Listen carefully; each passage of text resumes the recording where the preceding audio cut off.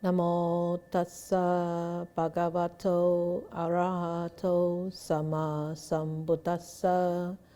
Namo tassa bhagavato arahato sama sambuddhassa. Namo tassa bhagavato arahato sama sambuddhassa. Okay.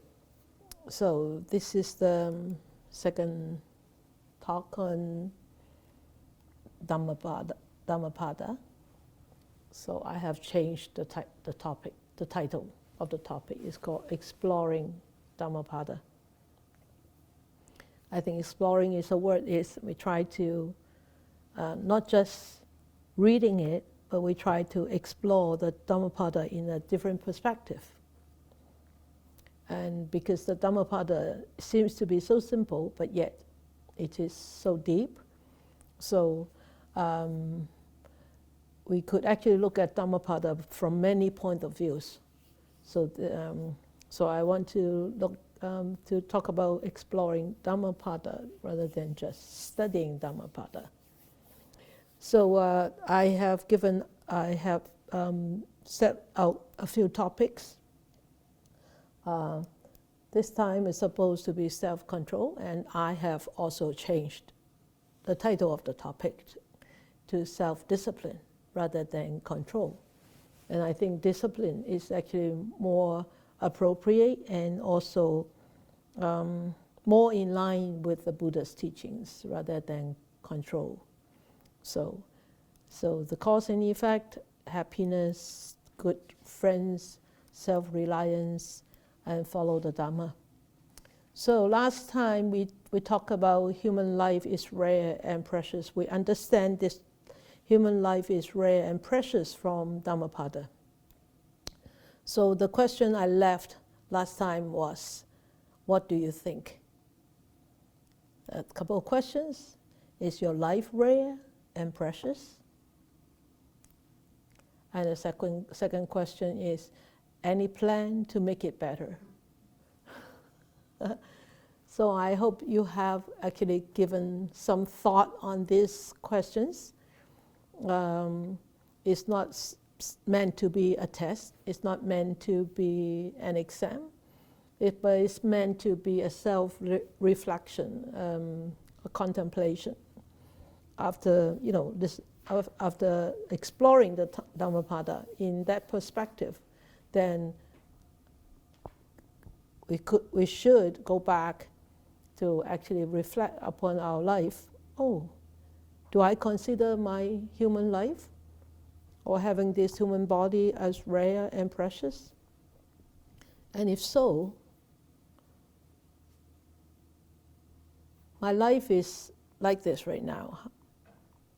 What is my plan to make it better or brighter or, whatever, but more positive, like going into the positive, improving, right? So maybe we want to spend a couple of minutes or 5 minutes or 10 minutes on reflecting on this, or anybody have any thoughts? Or have you actually spent a couple of minutes on reflecting upon these few couple of topics? You have? You have?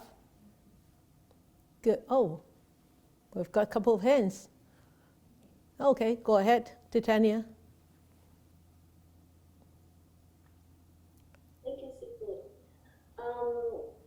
For these questions, I think my life definitely is rare, in the sense that how come it's me who is alive, but not the rock, which is not a living thing, or the ant, which is alive but not having a body and mind. So definitely it's very rare, since so happen, or I should say, with rare coexistence of all the conditions. Here you go, you could see me, and I have my body, which is living this life. So it must be very precious. So I should make use of what it is now, instead of keep regretting or lingering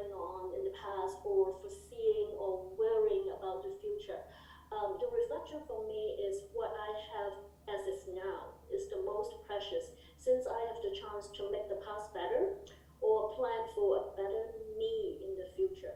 And the way for me, how can I make it better, is to walk the Dhamma path. Since I've met the Dhamma, and I'm so lucky and to be able to cross paths with the Triple Gem, I think I don't need to search anymore or to mentor or to keep searching for knowledge or how to make myself better. It's nothing like that. Actually, I actually stop thinking of being better. I just focus on now. So will it be better in the future is not the important thing.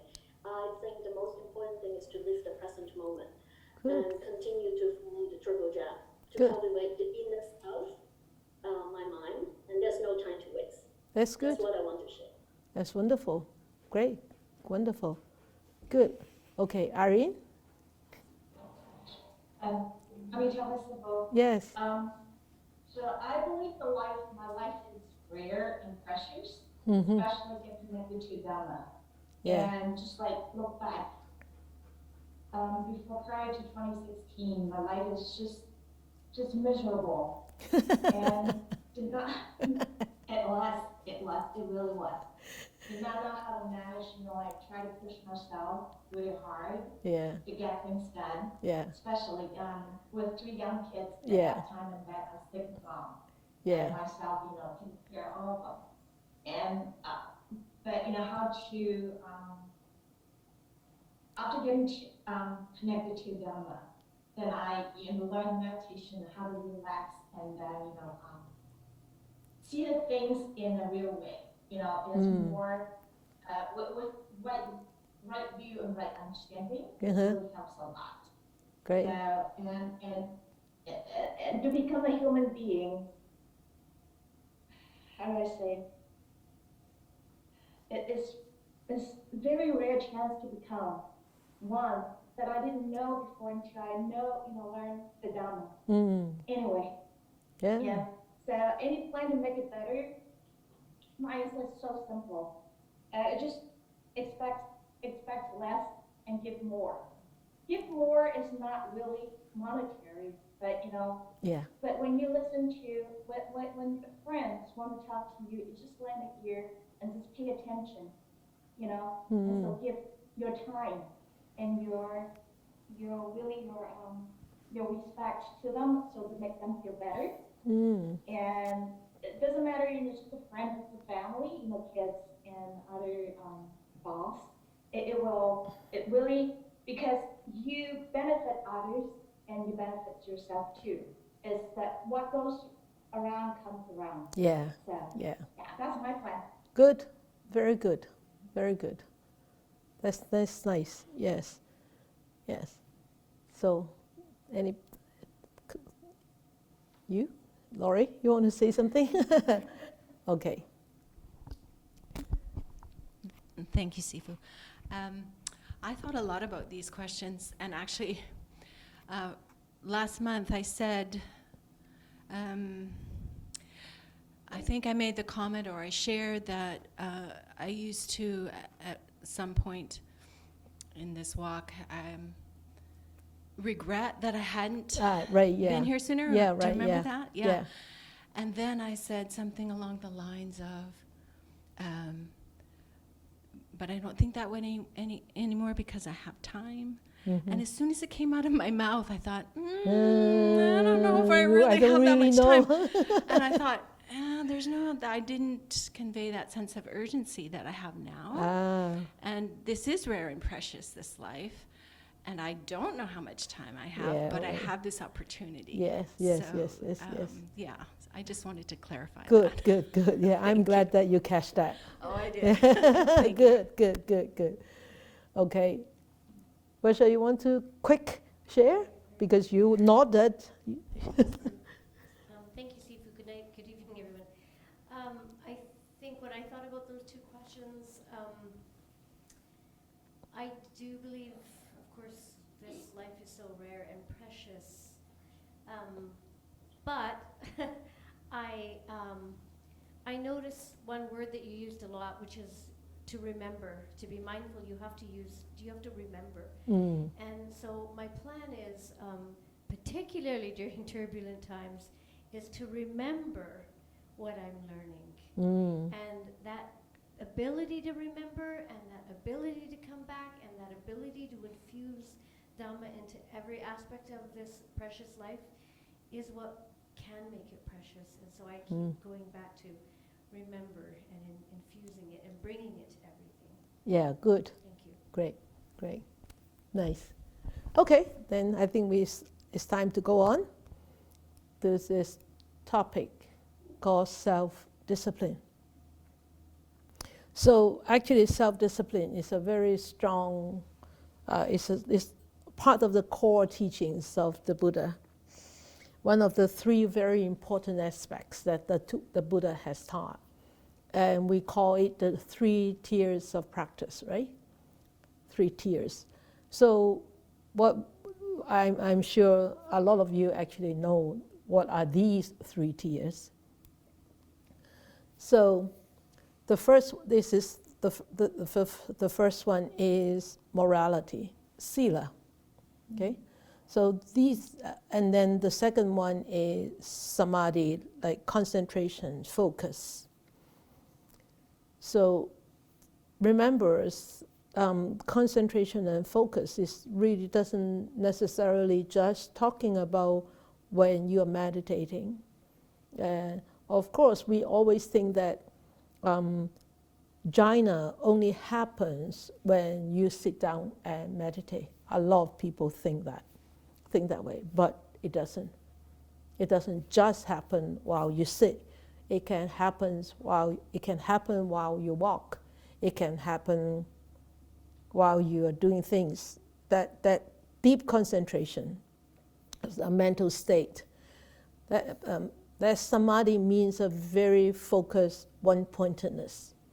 Okay, and then of course with the foundation of sila, and with the cultivation of samadhi, that means a really strong, focused mind, and calm. Come with that concentration is actually calm, focus, clarity, and also a very strong investigative power in there too. Okay. So with that concentration, one would be able to go further into reviewing whatever quality we call panya, wisdom, that we have inside. Panya is really understanding the truth of existence, and stop attaching and stop judging, and because one understands. So panya is not something that you study the literature you get by studying or by reading or by listening. Actually, panya only comes by practicing, cultivating. So these are the cardinal teachings of the Buddha, which has been passed down through 2,600 years.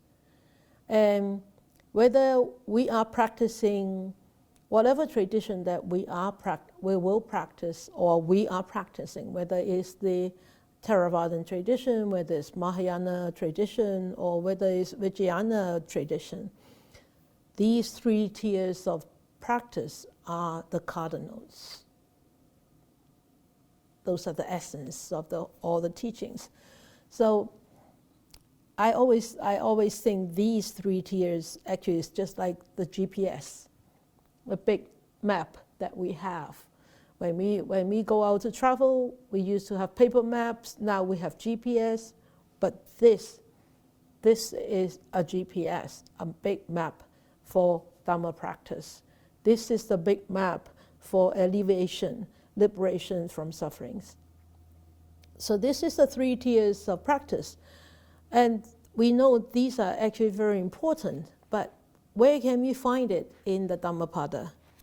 So the first one we can find it is from verse 183. So if you have a Dhammapada book, as I told you last time, that I'm using the Bhikkhu Buddharakkhita book, and then you can actually download it on free online. So the 183, it says to avoid all evil, to cultivate all good, and to cleanse one's own mind. This is the teaching of the Buddhas. And you can see this verse is talking about self-discipline. Discipline, okay? And to avoid all evil. Who to avoid all evil? I have to avoid all evil. Who to cultivate all good? I have to cultivate all good. Because you avoid evil, you cultivate all good, it's none of my business. I have to do it myself. And to cleanse one's own mind is not to cleanse others' mind. We always try to cleanse others' mind. We always try to change others. We always try to make people agree with our versions, with our opinions. But look at this verse, is cleanse one's own mind from our own judgment, from our own interpretation, from our own attachment, from our own views. And it says this is the teaching of the Buddhas. So you can see, not the teaching of the Buddha, is the teaching of the Buddhas. So why does it say of the Buddhas? That means not just this historical Shakyamuni Buddha, but any Buddhas that come, that has or had come before him. So I remember from one story was when the Buddha was going out for alms, he was near his hometown. He was near his hometown where his father, Suddhodana, the king, resided. So the king, Suddhodana, actually heard that the Buddha was coming into his town to make for alms run. So he thought that the Buddha, Gautama the Buddha, will come and seek for alms from his own father. So he prepares so much food for the Buddha and his entourage, or the bhikkhus who came with the Buddha. But the Buddha did not go to his father's house. Instead, he went the same. He did the alms round as he used to do. First house, once he come into the town, once come into the town, could be from the north, could be south, could be east, could be west, because they change route every day, so that they don't go to one particular house every day. So they change routes every day.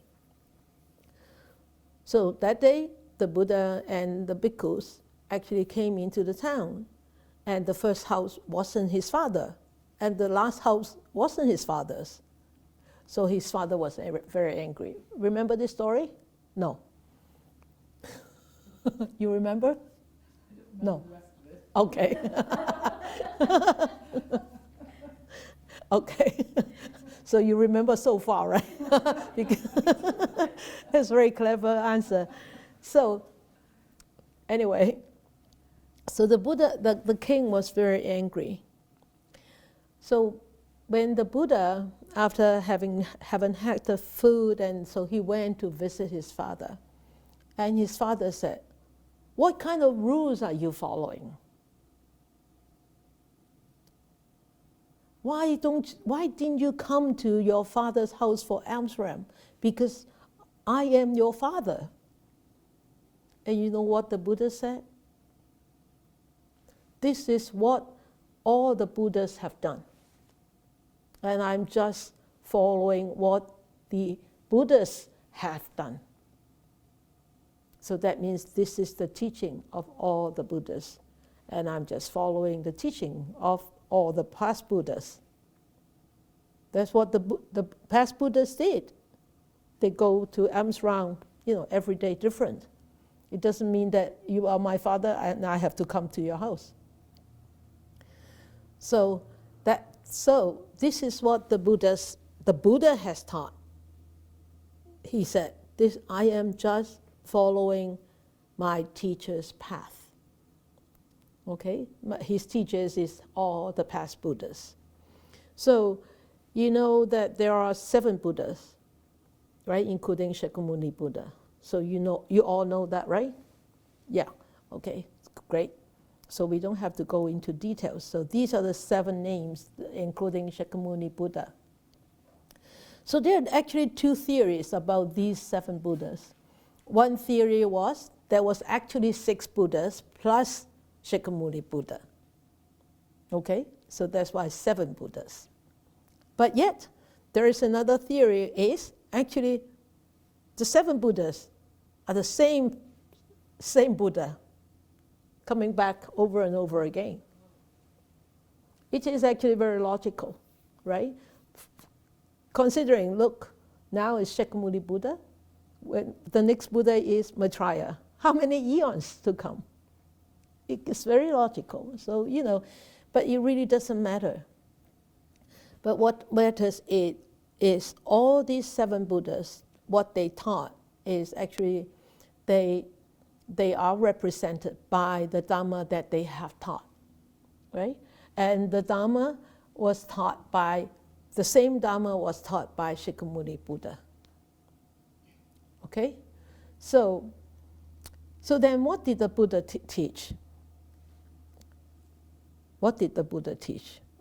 Right? The Buddha taught sila, samadhi, and panya. So tonight we're talking about self-discipline. Of course, that is sila. Before the Buddha went into Nibbana, Ananda was very distressed because he didn't want the Buddha to leave. And then he was reminded that this time is very precious. If there is any more questions, Ananda should go and ask the Buddha now to seek advice. So one of the questions that Ananda went to ask the Buddha is, he said, Buddha, you have been our teacher all along this lifetime.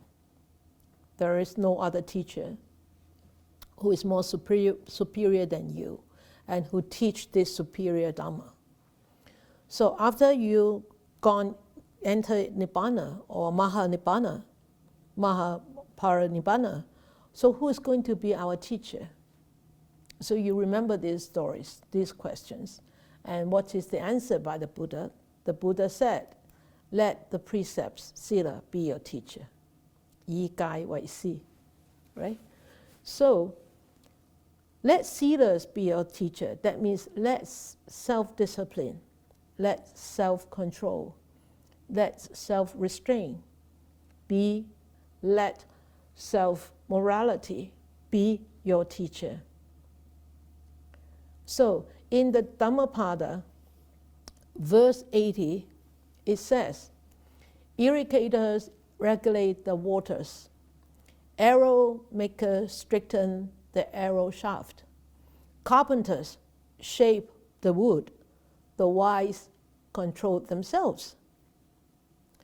So control themselves, that means the wise one control their defilements, the defilements of sensual pleasure, the defilements of desiring for continuous existence, the defilements of false views, the defilements of ignorance. So the wise one control themselves. And this verse was asked by Pandita. Pandita at that time was very, very young, and he became a bhikkhu. And after he became a bhikkhu, 8 days after he became a bhikkhu, he went out for alms with Sariputra. And they went by and they passed by a field where they see these farmers are regulating the water, the irrigation field, so that the water flows into the rice fields. Then he asked Sariputra, so this water doesn't have a mind. The water doesn't have a mind. So the water will flow according to how human being, direct it, right? And Sariputra said, yes, of course. Then they go on. Then they pass through a forest, and they saw these arrow makers making arrow shaft and straightening them out and then making the bow and everything. So he saw these arrow makers, creating a straight shaft, and he asked Sariputra, he said, oh, this wood doesn't have a mind. So it allows the arrow maker to make whatever shape that he wants, right? And Sariputra said, yes. So similarly, the same with carpenter shaping the wood. So if you want to make a table, then you make it square. If you want to make a ball, you make it round. So Pandita asked the same question. And Sariputra said, yes, of course. So Pandita thought, so what happens to the human mind? What happens to the human mind? So these questions arose in Pandita's mind. And he asked Sariputra, can I have some time for my practice in a secluded place? Sariputra said, sure. So he went into a secluded place and practiced. And went into very deep meditation, contemplating about his own existence and on all the devas actually knowing that Pandita was really trying very hard to understand all these things. So they tried to protect this whole environment where Pandita was meditating. And on day, I think it was day 8 or day 7, Sariputra wanted to go and check on Pandita. But Buddha, in his deep jhana, knew that Pandita is almost ripened to attain fruits of arahatship. So the Buddha actually stopped, appeared in front of Sariputra and talked to Sariputra, distract Sariputra. And Pandita actually attained arahatship because he saw he had these 3 experiences. And then that was, I think that was the 8th day that he actually attained arahatship. Then Sariputra thought, wow, Pandita, 8 days after becoming a bhikkhu, after going into this seclusion, he attained arahatship. And the Buddha said this verse. He said, because when somebody is practicing diligently and correctly, they will be protected by all the devas. Everybody protecting them. And even me, the Buddha, will protect him too. So he said, because why? Because somebody is restraining themselves, controlling themselves, not just physical, but also mental.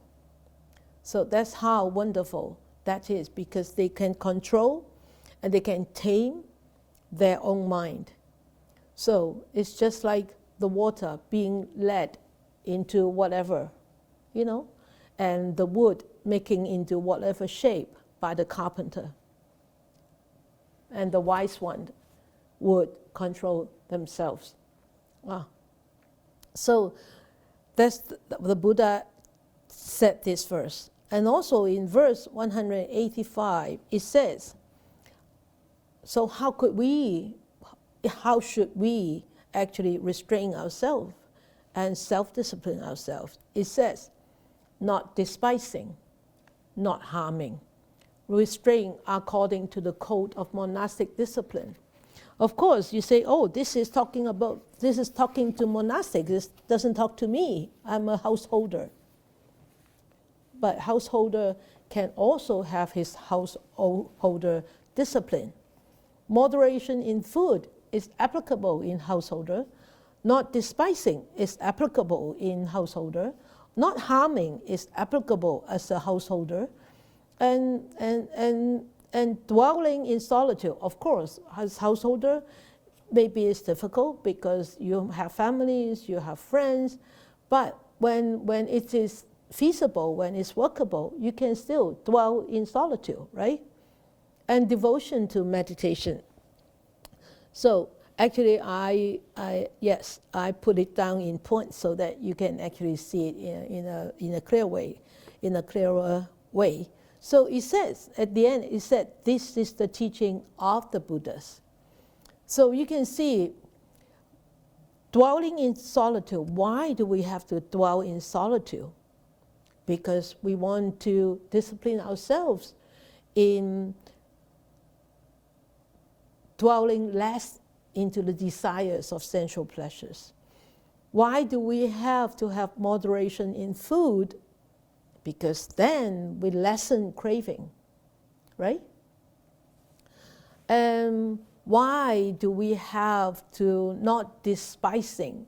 Then, when we don't despise others, that means that's the verbal conduct, not harming too, verbal conduct, and also mental, right? And you're humble too, right? So, and restrain according to the code of monastic discipline. Of course, monastic discipline is, we have more monastic discipline, but yet for the householders, at least you could have refuge in the Buddha, in the Dhamma, and in the Sangha. That means you don't just go out and look for teachings from anybody who teaches you something that is not going to help you to liberate yourselves from sufferings, to eradicate all those defilements. Okay, so or you go into taking 5 precepts, not to commit harm and hurt to beings, and not to steal, not to lie, not to commit adultery, and not to take intoxicants, or even go into further 8 precepts. So those are the teachings of the Buddha. And of course, devotion to meditation is helping us to develop and cultivate mindfulness and concentration so that we will be able to start seeing the truth of existence, understanding it more. The more we understand, as I said in meditation, the more we understand, the more we see through the truth of existence. Hopefully, the more we will become dispassionate from all the desires. And the more we start to see the cessations of all things, the more we understand my life will also cease. And my life will cease, that means my time is running out, and I need to practice more diligently. And by that, practicing more, hopefully, we cultivate more merits, we cultivate more virtues, and we don't necessarily need to know where we will be born to, but definitely we will be born in a better place, right? So that is how in the Dhammapada tell us how to actually self-discipline. Okay, and also, actually, when talking about that self-discipline in Dhammapada, there are many, many verses, and I'm just picking a few tonight. From 231 to 233, there are whole sets of stories about self-disciplining. And we look at this 231, he said, one should guard oneself against irritability in bodily actions. And one should be controlled in deed, and having abandoned bodily misconduct, one should practice good conduct indeed. So, what are the negative? What are the bodily misconduct? Which ones are bodily misconduct? You tell me.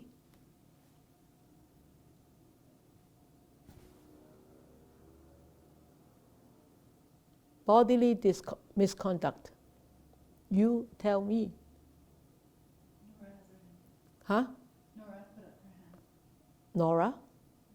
Nora, where is she? I can't see her. Oh, there. Nora, go ahead. Killing and stealing and sexual misconduct. Good. That's good. Bodily misconduct. So, 231 to 232, and then we look at those bodily misconduct: no stealing, no killing, no adultery, and also no drinking. So we take it up to another level. Just bodily misconduct is just, okay, I behave.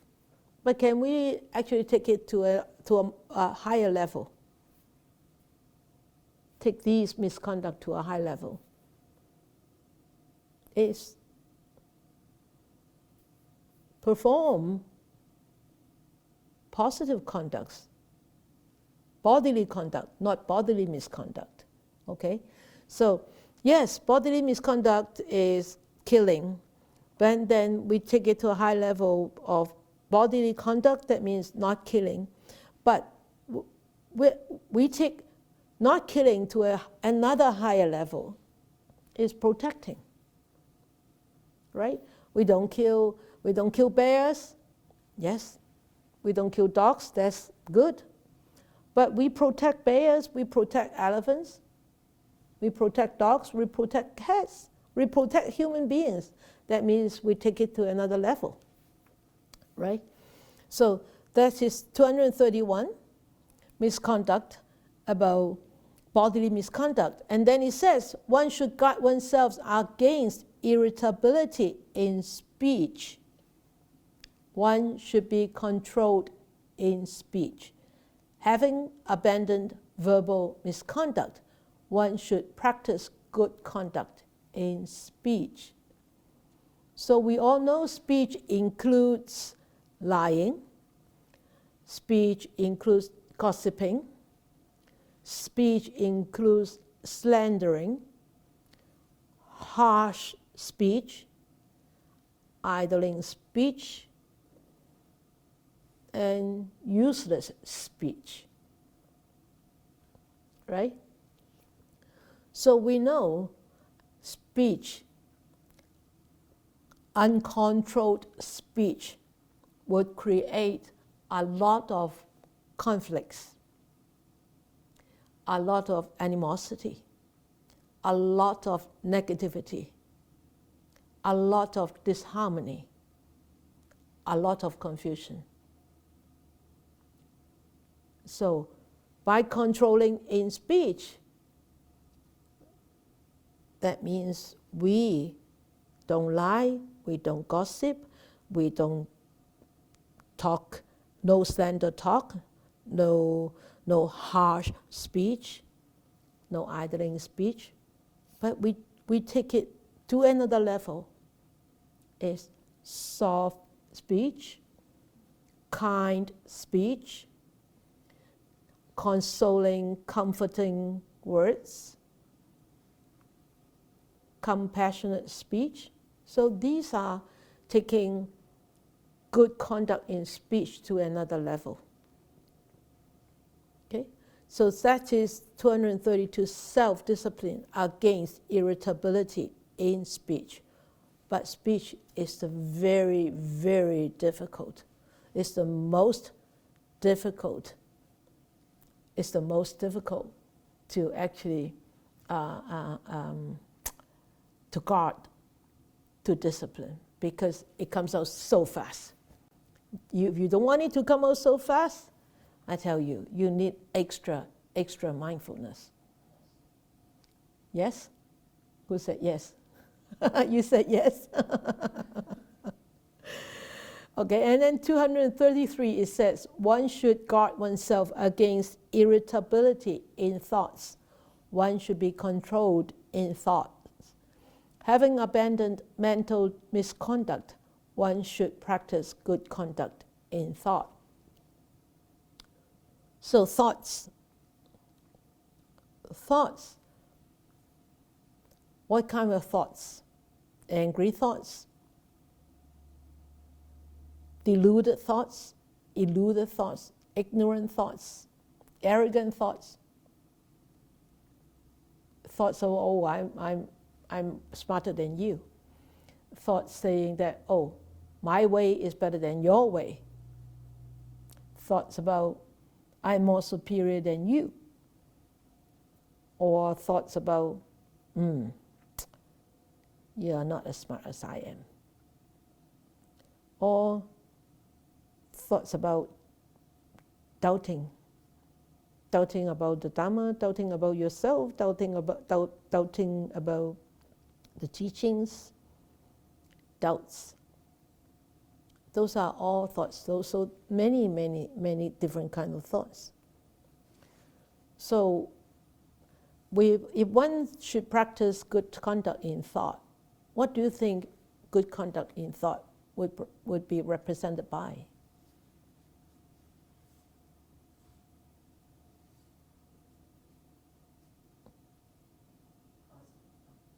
Positive thoughts?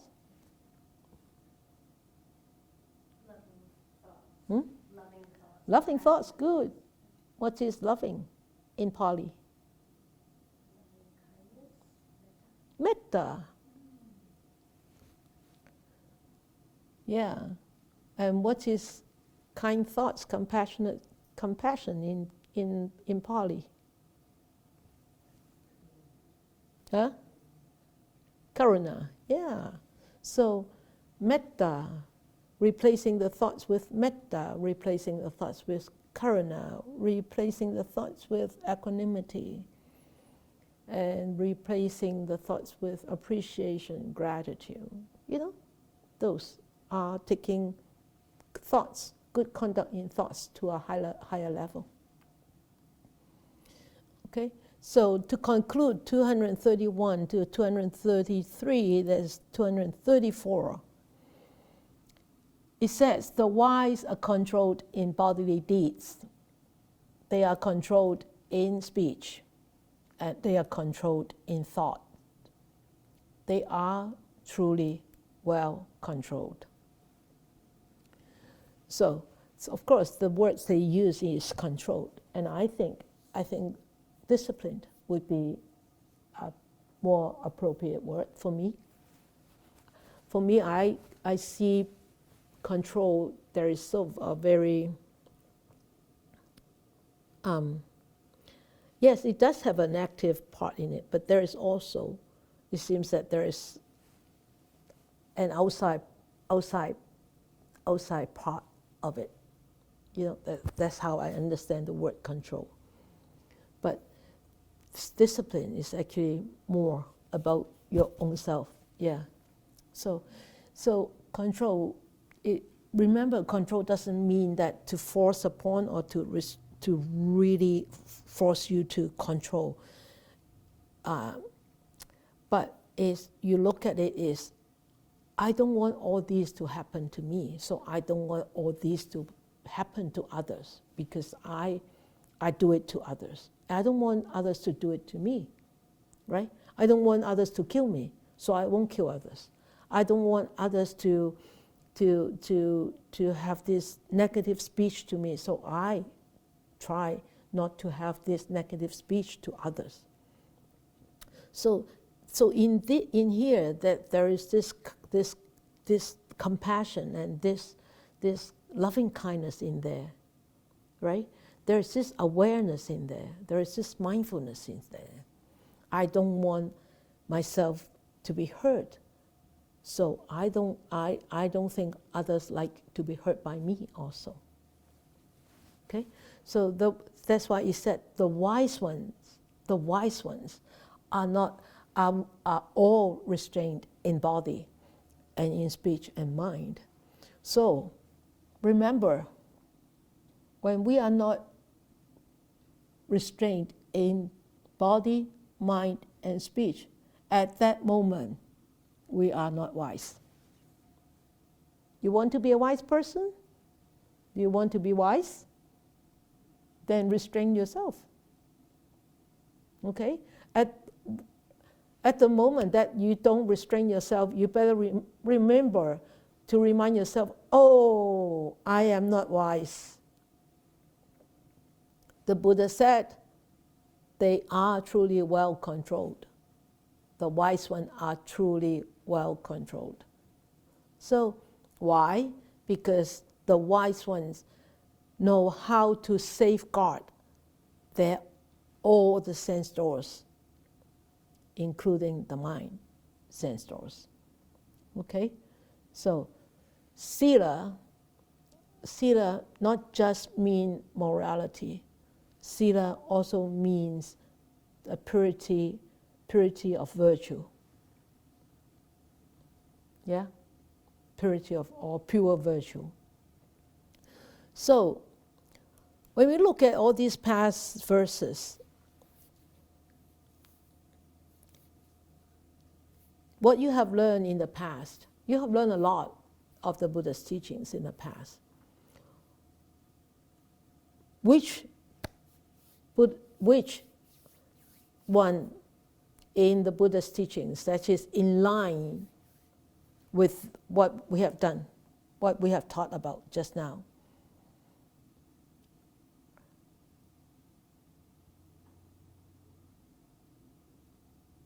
You know what I mean? Oh, Irene? Yeah. Oh, Irene? Noble Eightfold Path. Okay, all right. Catherine? Chen?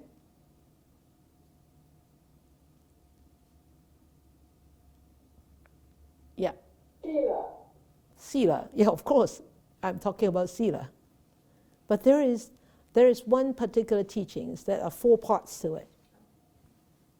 Yeah, go ahead. I think of that teaching where we are getting rid of the unwholesome and cultivating the wholesome. And Yeah, what is that called? We talked about the weeding and Yeah, the planting. what is that called?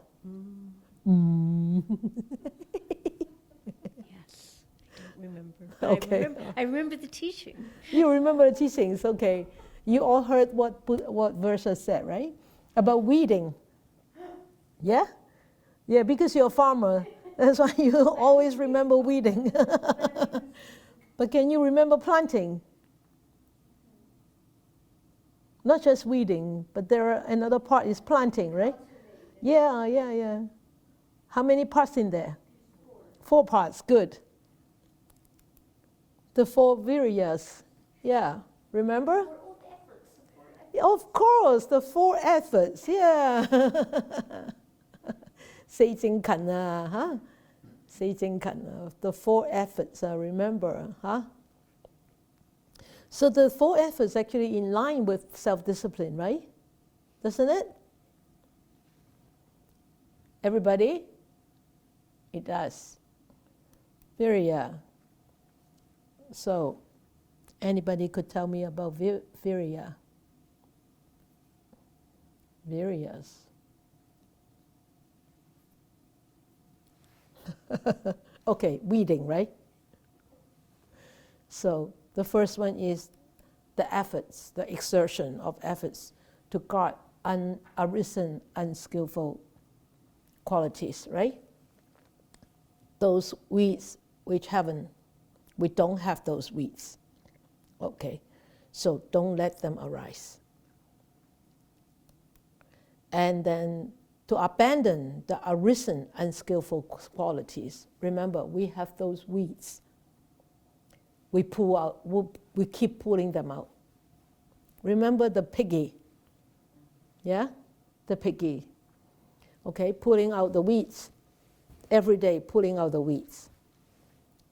We know that we have those weeds. We have to pull them out. Okay? And then the exertion to develop unarisen skillful qualities. So we know that we don't have those beautiful flowers, the bulbs for beautiful flowers. We need to plant them, right? The beautiful qualities, we need to plant them. And then, if we already have those flower bulbs, that means we have those qualities. We have to protect them, we have to maintain them, we have to grow them, strengthen them. Remember the 4 viryas. It applies everywhere. Okay? It's applicable everywhere. So self-discipline, the whole night we're talking about self-discipline. And in the Dhammapada, let me finish this discipline. So we think this virya is just efforts, right? Efforts. It means also when we put in efforts, that means we put in energy, our own energy. We put in our own work, and it's very, very important. Those who have actually studied the Anapanasati Sutra or Sutta, or you have actually studied the Eightfold Noble Path, and the 4 viryas are always there. Efforts is always there. You study the paramita, whether it's a 6 parami or whether it's a 10 parami, efforts is always there. Okay? So efforts is one very important prerequisite on this path of practice. And this effort means energy, persistence, determination, persevering, and vigorous, and efforts, and diligence. Everything. Okay? So, and it also includes enthusiasm. If you're not enthusiastic, then you just, it's okay. Dhamma talk, I can go, I can skip, doesn't matter. I can pay attention and I can just don't pay attention. Because when you're enthusiastic, then you pay attention, you try to participate. When you're not enthusiastic, it's okay, I just sit there, let my mind wander, let my mind doze off, doesn't matter. Because you lack of enthusiasm. So this whole virya, you can define this as an attitude of gladly participating, gladly engaging in wholesome activities. And it helps us to accomplish, to cultivate wholesome virtues. So that's why it's so important. Okay? So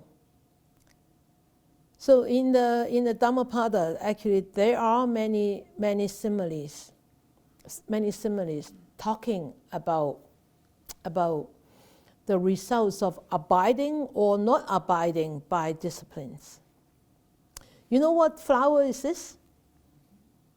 It's pretty, eh? Yeah, of course you know, right? In Poland, we all know. Versha, you don't know? I recognize the okra, but not the flower. Oh, did you see the okra? Oh, yeah. There's a red okra. Okra, 中文叫做咩啊？牛角豆。秋葵. Yeah, this is the flower of 秋葵. 紅秋葵. Poland produce, farm produce. Beautiful flower. Okay, so in the Dhammapada, actually there are a lot of verses, like stories, metaphors, talking about whether one abides when one don't abide by the precepts, and it's easy to understand. So the first one is verse 51. It says, like a beautiful flower, full of color, but without any fragrance. Even so, fruitless are the fair words of one who does not practice them. So if one doesn't practice sila, if one doesn't self-discipline themselves, one is just like a flower with no fragrance, but it's beautiful. A lot of flowers nowadays, especially commercial flowers, the roses, they don't smell like roses anymore. They have no smell of roses. Do you notice that? Yeah, it's way different than our homegrown roses. Why? Because they have used so much pesticide, or they have changed the way they grow roses. So a flower without fragrance is missing something very essential in a flower, right? So that means somebody who is not practicing self-discipline, they are missing a big part in their life. Just like the fragrance of a flower. So, never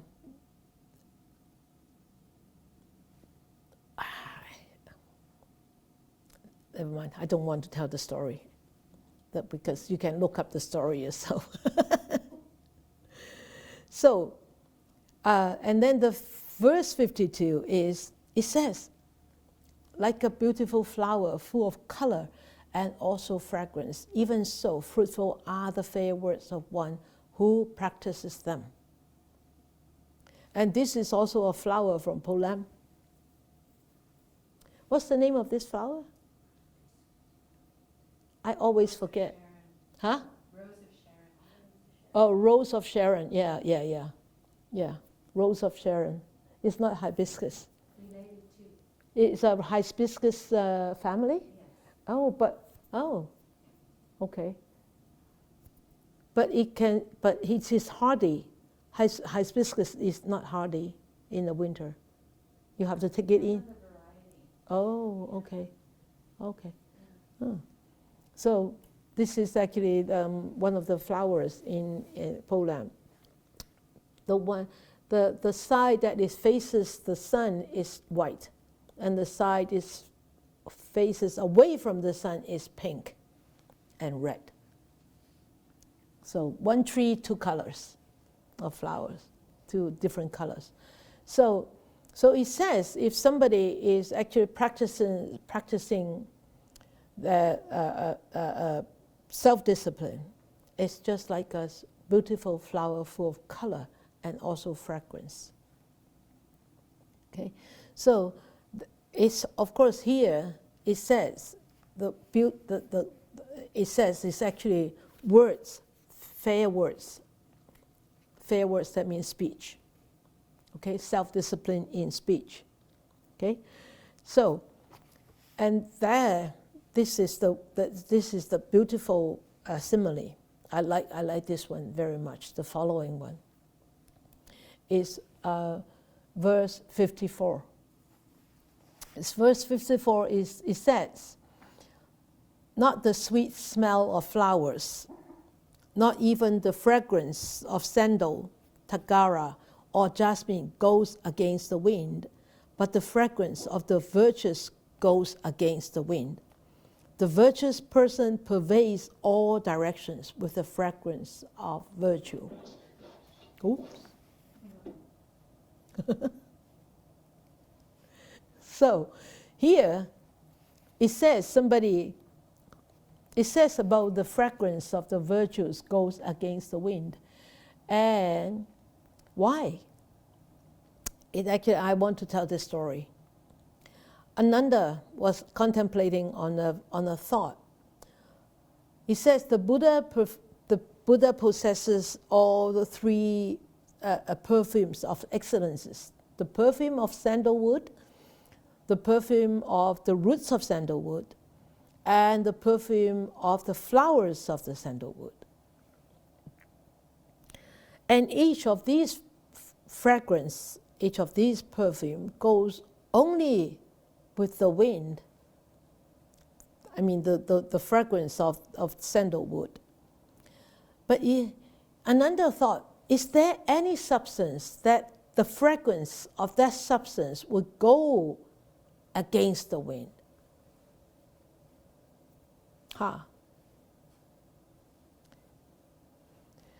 So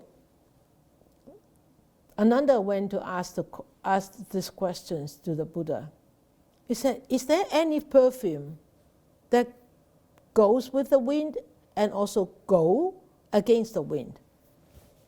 So we all know, if we hold a torch in our hand and if we go with the wind, we won't burn ourselves, right? But if we go against the wind, it will burn ourselves, right? So with the fragrance,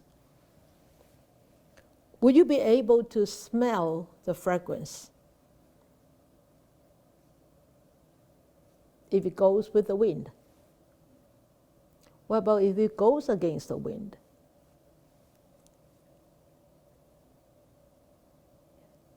Yes? So yes, for both? I think it matters.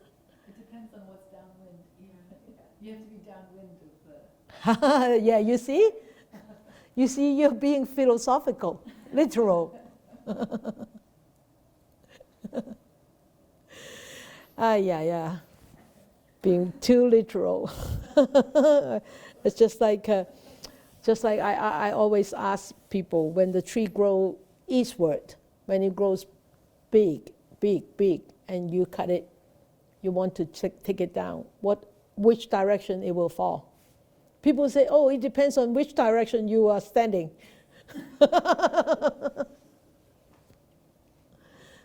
So when the wood actually grows towards the east, when you take it down, where will it fall? It will definitely fall towards the east, right? You won't be so stupid to stand on the east to cut the wood, right? It will fall onto you, isn't it? So don't be too literal. And the Buddha said, only the fragrance of the virtues will go against the wind. That means you can smell it. And the virtuous person pervades in all directions. Only the virtues. The non-virtues, no. Okay? So understand that. Remember, when you study the Buddha's teachings, don't use your sanya. Don't use your brain too much. Don't use your perception too much. So, remember that. So this is the substance where the perfumes goes everywhere. It goes against the wind, it goes with the wind, it goes everywhere. It's the wind of virtues, the fragrance of virtues. Okay? So when we talk about self-discipline, we talk about morality. So when we talk about self-discipline, then you could say, so what's the standard? How can we check whether we are self-disciplined or not? So also in the Dhammapada, it gives us the answer. It says in verse 158, it said, one should first establish oneself in what is proper. That means we have to self-discipline ourselves first. Then only should one instruct others. This, the wise person will not be reproached. That means the wise person will not be scolded, will not be blamed. So, but look at ourselves from this verse. We we reflect upon ourselves. One should first establish oneself in what is proper. A lot of times, we think that our behavior is very proper. Our way of doing things is very proper. Because we have such a strong view. But here, it actually tells us, put away that view about myself. The proper is according self-discipline, according to bodily, speech, and mind, mental. So only when you are perfected or you are really better in these disciplines, then you start to actually instruct others. Otherwise, don't. Because you will fall into the trap of your own ego more and more. Okay? So, there is this, in the story, is talking about this monk. He's very well versed in teaching. And he always tells people not to crave, and the desire have to be less and less. But yet, he doesn't behave like that.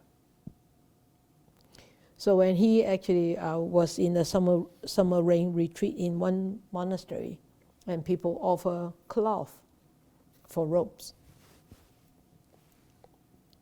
then and everybody said, oh, everybody get one piece. Then he said, oh, I don't want to be here, because he want more than one piece. So he moved along, but he leaves his slippers.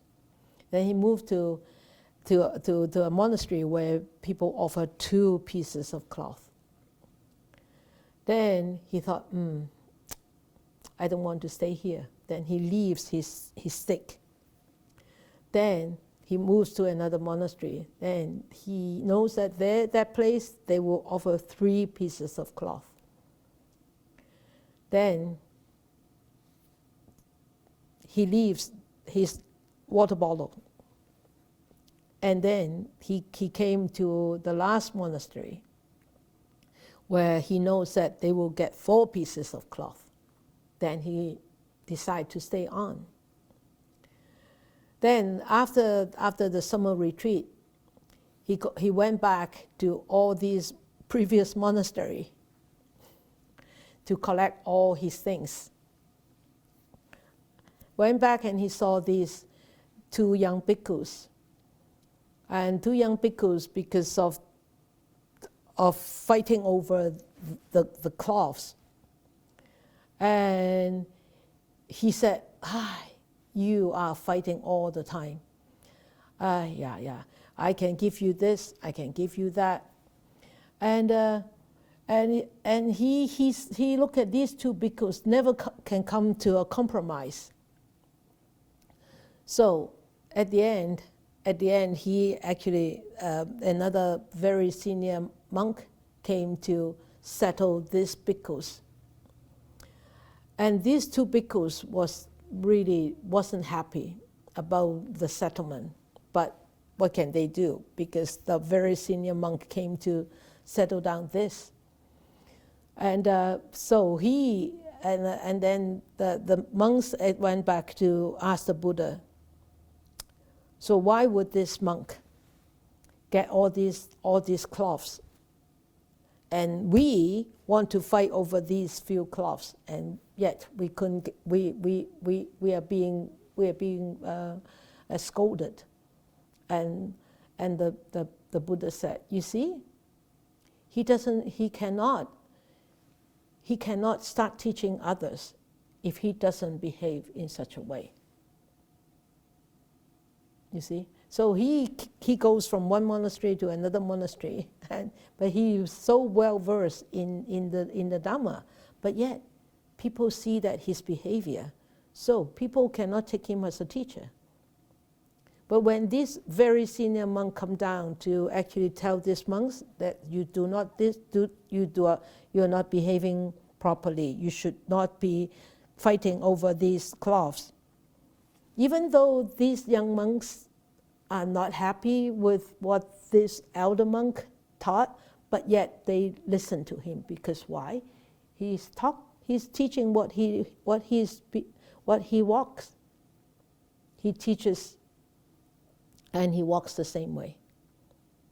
So the Buddha said you need to instruct others when you are well behaved yourself. When you don't try to instruct others. Okay? So says 159, he said, one should do what one teaches others to do. If one would train others, one should be well controlled oneself. Difficult indeed is self-control. Self-discipline is very, very difficult.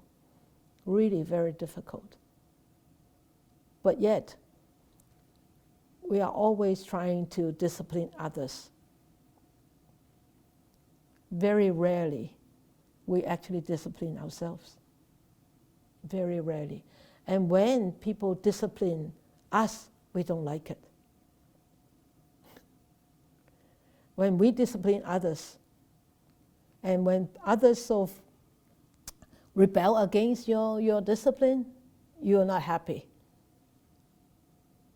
And why is that? Think about that ourselves. We have to actually always try to reflect upon ourselves. Why? Why don't we like it? Why are we unhappy?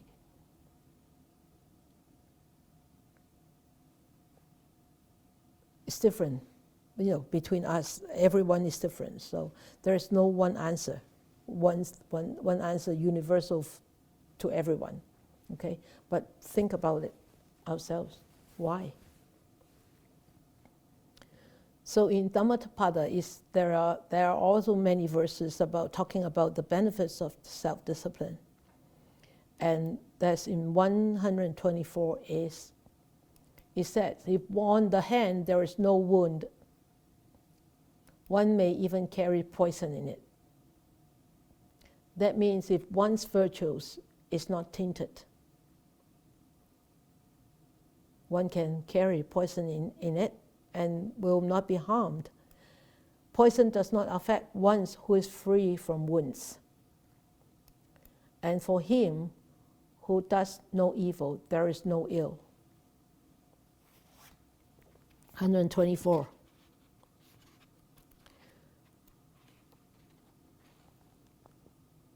Yeah. So 124 is talking about evil. Evil, that means unwholesomeness, unskillful, undisciplined. So when we discipline ourselves, that means our hands have no wounds. Then how can we get ill? How can we get a boil? How can we get a pustules? We can't. We won't, because there is no open wound. And even when we carry poison, we will not be harmed by the poisons. It's talking about the wonders of self-discipline.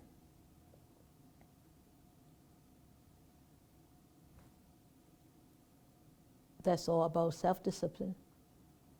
As I said, I don't want to tell you the stories of each verse. You can look up the stories.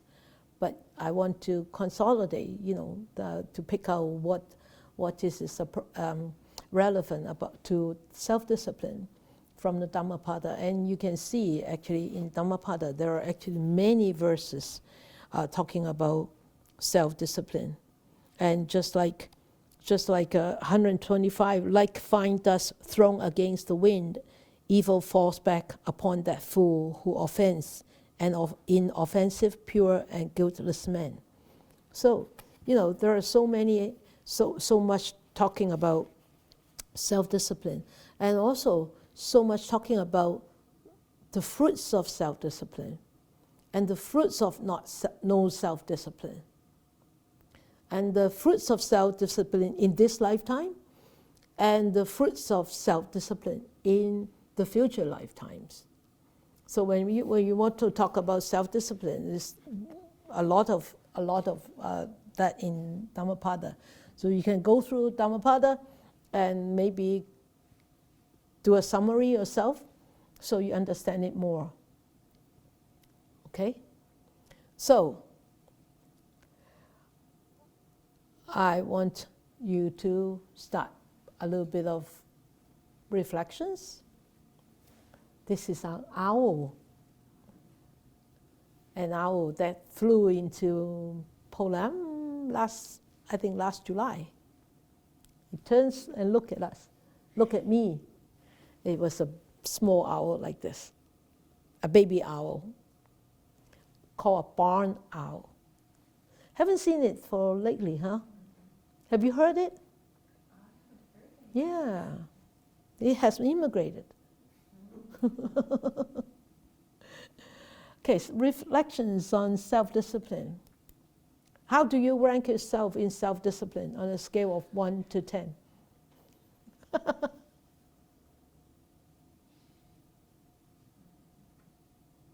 1?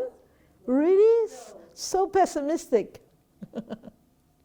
How do you rank yourself on self-discipline on a scale of 1 to 10? Okay, so think about that. Do you discipline others more than disciplining yourself? As a teacher, you would in the old days. Yeah. But I'm talking about generally speaking, not as a profession, as a teacher, but generally speaking. Do you discipline yourself more, or do you discipline others more? And when you discipline others more, how does it feel when you discipline others?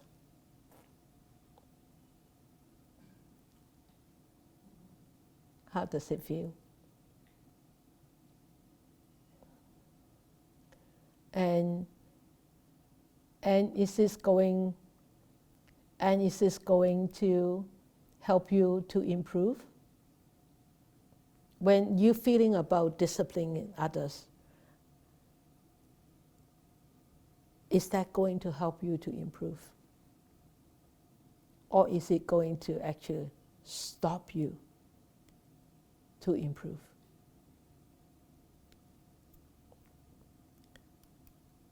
And do you know which part of you needs to be disciplined most?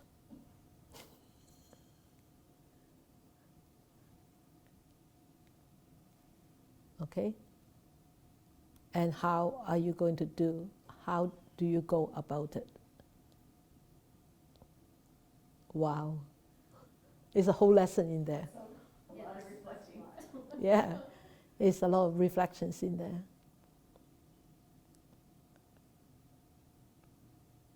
Yeah, there is a lot of reflections when I go through this chapter myself, go through this talk about myself.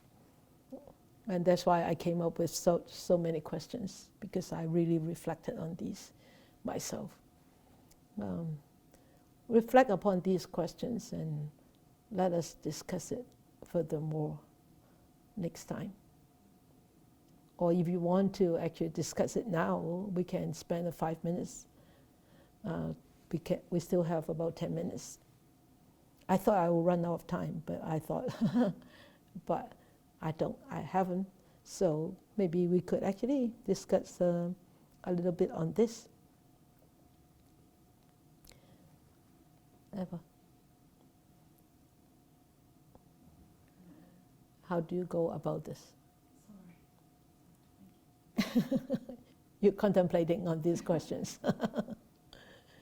So you want to spend okay, Phung King.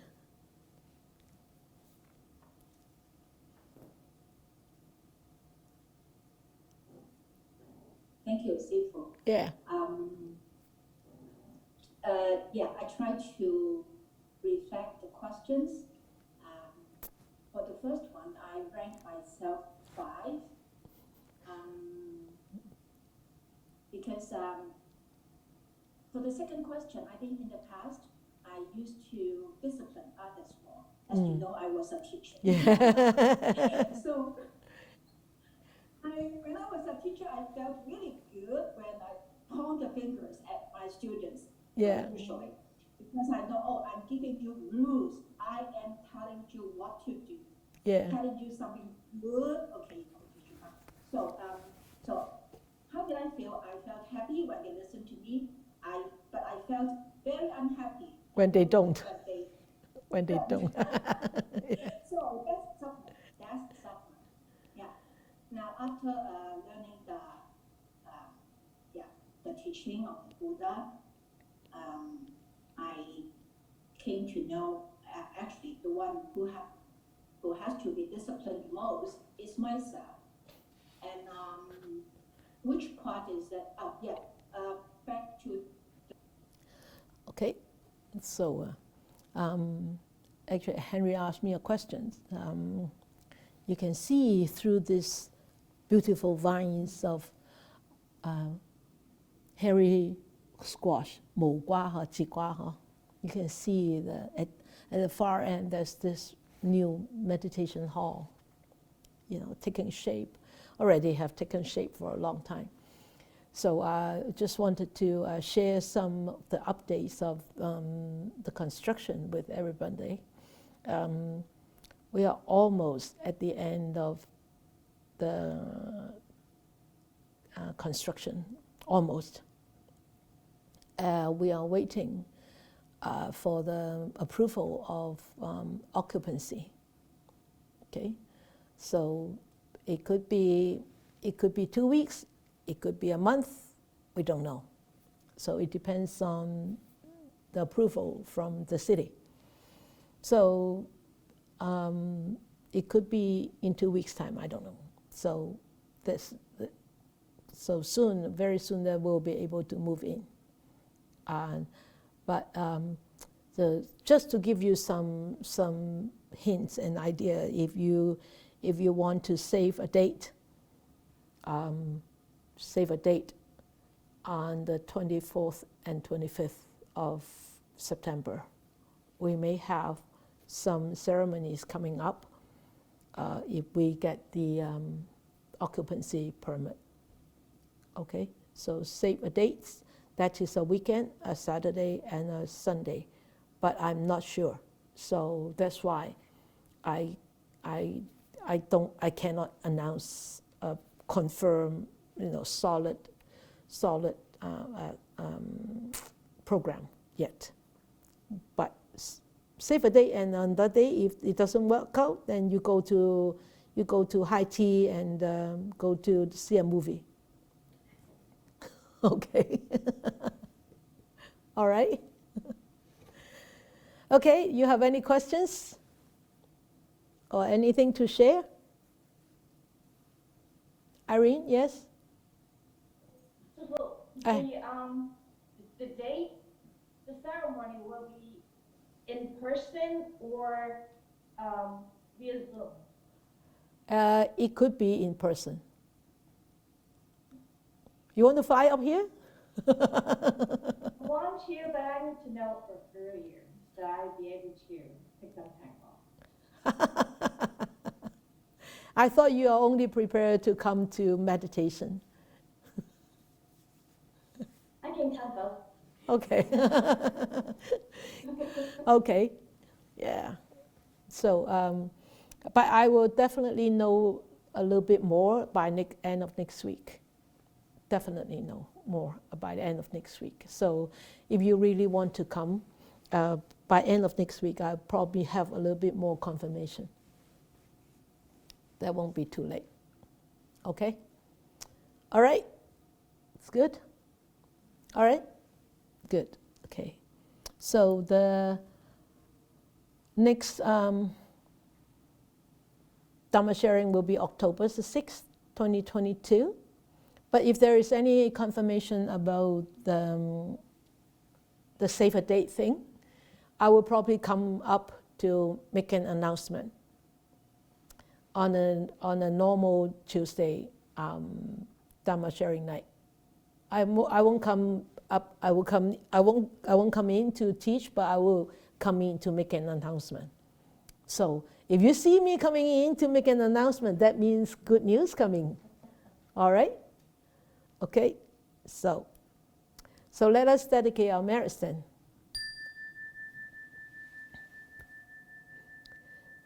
May these blessings extend to all, that we with all the other living beings together will attain the Buddha way.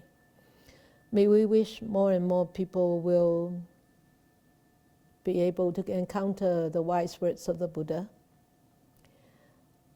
study them, understand them, practice them, and so that they will be able to liberate themselves from their own sufferings and cultivate all the merits and good virtues, bringing on happiness and peace. May all of you be safe, be secure, be happy, and be peaceful.